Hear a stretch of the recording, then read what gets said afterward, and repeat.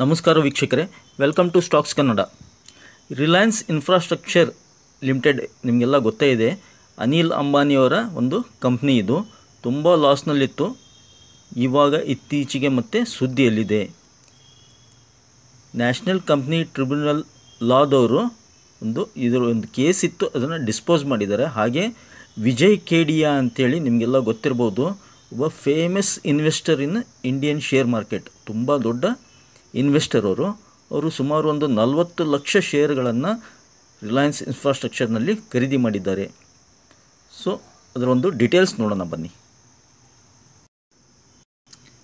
ಇದೇ ಸ್ನೇಹಿತರೆ, Reliance Infrastructure Limited ಅಂತೇಳಿ ADAG ಅಂದರೆ ಅನಿಲ್ ಧೀರುಭಾಯಿ ಅಂಬಾನಿ ಗ್ರೂಪ್ ಅವರ ಕಂಪ್ನಿ. ಇದು ಅನಿಲ್ ಅಂಬಾನಿಯವರ ಒಂದು ಕಂಪ್ನಿ. ಇದು ಪ್ಯೂರ್ಲಿ ಇನ್ಫ್ರಾಸ್ಟ್ರಕ್ಚರ್ ರಿಲೇಟೆಡ್ ಕಂಪ್ನಿ. ಇದಕ್ಕೆ ರಿಲೇಟೆಡ್ ಇತ್ತೀಚೆಗೆ ಒಂದು ಸುದ್ದಿ ಬಂದಿತ್ತು. Anil Ambani gets big relief from NCLT ಅಂದರೆ ನ್ಯಾಷನಲ್ ಕಂಪ್ನಿ ಲಾ ಟ್ರಿಬ್ಯುನಲ್ ಅಂತೇಳಿ. Relief NCLT relief firm may soon get 4,000 crores. ನೋಡಿ, 4,000 ಕೋಟಿಗಳನ್ನು ಒಂದು ಆರ್ಡರ್ ಇದಕ್ಕೆ ರಿಲಯನ್ಸ್ ಇನ್ಫ್ರಾಸ್ಟ್ರಕ್ಚರ್ಗೆ ಸಿಗೋ ಸಾಧ್ಯತೆ ಇದೆ ಮಹಾರಾಷ್ಟ್ರ ಸರ್ಕಾರದಿಂದ. ನೋಡಿ, ಇವರೇ ವಿಜಯ್ ಕೇಡಿಯಾ ಅಂತೇಳಿ. Vijay Kedia buys 40 lakh shares of Reliance Infrastructure Limited. ನೋಡಿ, 40 ಲಕ್ಷ ಶೇರ್ಗಳನ್ನು ವಿಜಯ್ ಕೇಡಿಯಾ, ಒಬ್ಬ big investor, Indian share market big investor, ಅವರು ರಿಲಯನ್ಸ್ ಇನ್ಫ್ರಾಸ್ಟ್ರಕ್ಚರ್ನ ಒಂದು 40 ಲಕ್ಷ ಶೇರ್ಗಳನ್ನು ಬೈ ಮಾಡಿದ್ದಾರೆ. ಸೊ ಇದಕ್ಕೆ ಏನಾದರೂ ಇಂಪ್ರೂವ್ಮೆಂಟ್ಸ್ ಇರುತ್ತೆ, ಅದಕ್ಕೋಸ್ಕರನೇ ಇಷ್ಟು ದೊಡ್ಡ ದೊಡ್ಡ ಇನ್ವೆಸ್ಟರ್ಸು ಬೈ ಮಾಡ್ತಾಯಿದ್ದಾರೆ. ಸೊ ಇವೆಲ್ಲ ಏನಂದರೆ ರಿಲಯನ್ಸ್ ಇನ್ಫ್ರಾಸ್ಟ್ರಕ್ಚರ್ಗೆ ಸಂಬಂಧಪಟ್ಟಂಥ ಬಿಸ್ನೆಸ್ಸು ಸ್ನೇಹಿತರೆ. ದೊಡ್ಡ ದೊಡ್ಡ ಇನ್ಫ್ರಾಸ್ಟ್ರಕ್ಚರು ಬಿಲ್ಡಪ್ ಮಾಡೋದು, ಹೈವೇಸು ಅವನ್ನೆಲ್ಲ ರೆಡಿ ಮಾಡ್ತಾರೆ. ಜೊತೆಗೆ ರೋಡ್ಸು, ಆಮೇಲೆ ಟೋಲ್ ಗೇಟ್ಸು ಅವೆಲ್ಲ ಇರ್ತಲ್ಲ, ಅಲ್ಲಿನೂ ಒಂದು ಇನ್ಫ್ರಾಸ್ಟ್ರಕ್ಚರ್ ಬಿಲ್ಡಪ್ ಮಾಡ್ತಾರೆ. ಇತ್ತೀಚೆಗೆ ಗೊತ್ತಿರ್ಬೋದು ನಿಮಗೆ, ಸುಮಾರು ಒಂದು 5-6 ವರ್ಷದ ಕೆಳಗಡೆ ಒಂದು ರಷ್ಯನ್ ಕಂಪ್ನಿಯಿಂದ ಇವ್ರಿಗೆ ಆರ್ಡರ್ ಸಿಕ್ಕಿತ್ತು. ಹೀಗೆ ಮತ್ತು ಇದ್ರದ್ದು ಮೇನು ಇನ್ನೊಂದು ಬಿಸ್ನೆಸ್ ಏನಂದರೆ, ಮಹಾರಾಷ್ಟ್ರದಲ್ಲಿ ಅಥವಾ ದೇಶದಲ್ಲಿ ನಾರ್ತ್ ಇಂಡಿಯಾದಲ್ಲಿ ಬಿಗ್ಗೆಸ್ಟ್ ಇನ್ಫ್ರಾಸ್ಟ್ರಕ್ಚರ್ ಬಿಸ್ನೆಸ್ ಏನಂದರೆ ಮೆಟ್ರೋ ಟ್ರೈನ್ಗೆ ಸಂಬಂಧಪಟ್ಟಂಥ ಇನ್ಫ್ರಾಸ್ಟ್ರಕ್ಚರ್ನ ಇವರು ರೆಡಿ ಮಾಡ್ತಾರೆ. ಸೊ ಇವ್ರದ್ದೊಂದು ಬಿಗ್ಗೆಸ್ಟ್ ಮಹತ್ವಾಕಾಂಕ್ಷಿ ಯೋಜನೆ ಇದರಲ್ಲಿ ರಿಲಯನ್ಸ್ ಇನ್ಫ್ರಾಸ್ಟ್ರಕ್ಚರ್ನಲ್ಲಿ. ಈ ಮೆಟ್ರೋ ಯೋಜನೆಗೆ ಸಂಬಂಧಪಟ್ಟಂತೆಯೇ ಮಹಾರಾಷ್ಟ್ರ ಸರ್ಕಾರದಿಂದ ಸುಮಾರು 4,000 ಕೋಟಿಯ ಒಂದು ಆರ್ಡರ್ ಸಿಗೋ ಸಾಧ್ಯತೆ ಇದೆ. ಮುಂಬೈದಲ್ಲಿ ಹೆವಿ ಟ್ರಾಫಿಕ್ ಇರತಕ್ಕಂಥ ಮುಂಬೈಯ ಒಂದು ಮೆಟ್ರೋದಲ್ಲಿ ಇವ್ರಿಗೆ ಒಂದು ಆರ್ಡರ್ ಸಿಗೋ ಎಲ್ಲ ಸಾಧ್ಯತೆ ಇದೆ. ಹೀಗಾಗಿ ದಯವಿಟ್ಟು ರಿಲಯನ್ಸ್ ಇನ್ಫ್ರಾಸ್ಟ್ರಕ್ಚರ್ ಶೇರನ್ನು ಒಂದು ನಿಮ್ಮ ವಾಚ್ ಲಿಸ್ಟ್ನಲ್ಲಿ ಇಟ್ಕೊಂಡಿರಿ.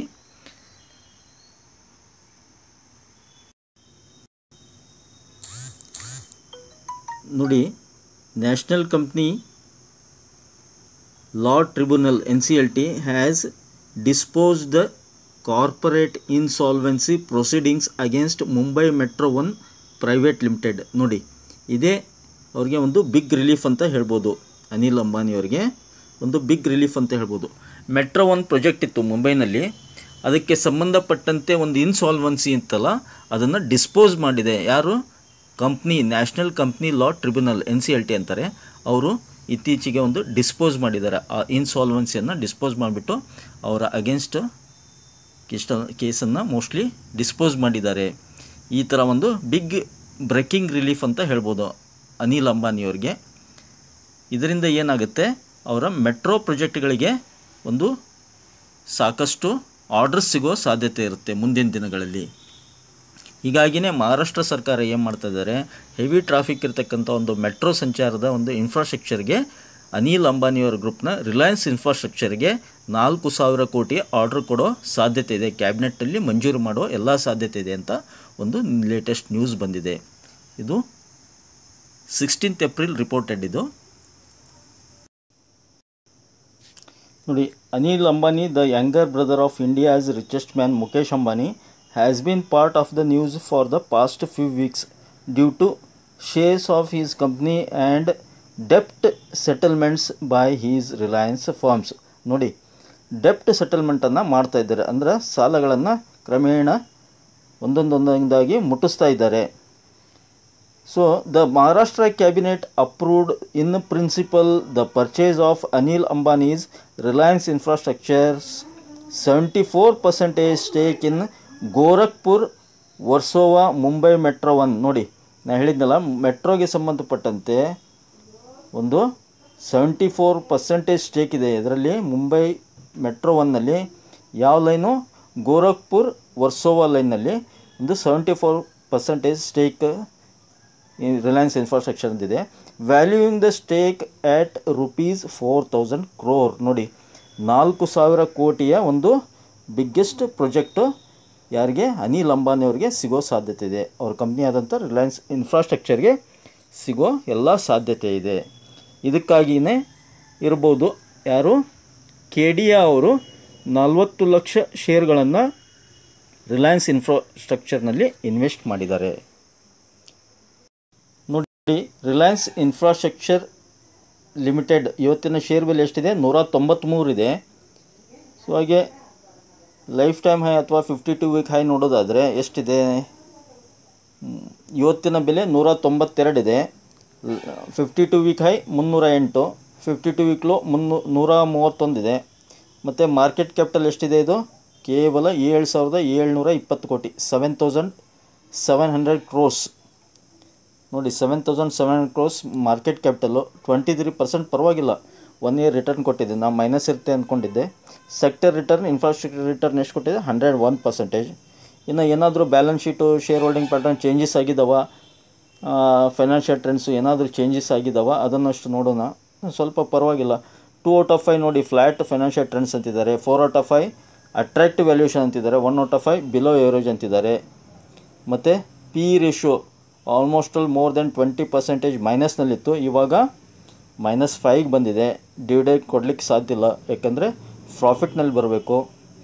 ROE ಅದು ಕೂಡ ಮೈನಸ್ನಲ್ಲಿದೆ. ಇನ್ನು ಶೇರ್ ಹೋಲ್ಡಿಂಗ್ ಪ್ಯಾಟ್ರನ್ ನೋಡೋಣ, ಯಾಕಂದರೆ ತುಂಬ ದೊಡ್ಡ ವ್ಯಕ್ತಿಗಳು, ದೊಡ್ಡ ಜನ ಇನ್ವೆಸ್ಟ್ ಮಾಡ್ತಾ ಇದ್ದಾರೆ. ನೋಡೋಣ, latest March 24 share holding pattern ಇದೆ. ಸೊ ಈಗೀಗ ಇನ್ವೆಸ್ಟ್ ಮಾಡಿದವ್ರದ್ದೆಲ್ಲ ಸಿಗುತ್ತೆ ಇದರಲ್ಲಿ ಮಾಹಿತಿ. ನೋಡಿ, ಪ್ರೊಮೋಟರ್ಸು 16.5% ಇದ್ದಾರೆ.